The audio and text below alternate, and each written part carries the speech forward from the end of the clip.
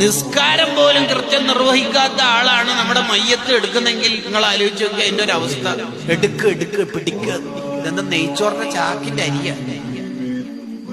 ശക്തിയുള്ളവൻ എടുക്കേണ്ടതൊന്നും അല്ല മയ്യത്ത് എന്ന് പറഞ്ഞാൽ. ഇതങ്ങനെ കെട്ടെടുക്കലല്ലോ, വലിയ മഹത്വമുള്ള ഒരു ഇബാദത്തല്ലേ അത്. എത്ര ദോഷങ്ങൾ പൊറുക്കാൻ കാരണമാവുന്ന ഒരു സുഹൃത്താണത്.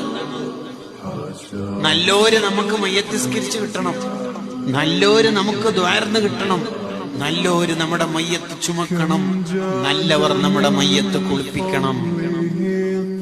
കിതാബുകൾ പറഞ്ഞല്ലോ, മയ്യത്ത് എല്ലാം തിരിച്ചറിയും. ആരാണ് എന്നെ കുളിപ്പിച്ചത്, ആരൊക്കെയാണ് എന്റെ പരിസരത്ത് വന്നത്, ആരാണ് എനിക്ക് നിസ്കാരത്തിന് നേതൃത്വം നൽകിയത്, ഇതൊക്കെ മയ്യത്ത് അറിയും.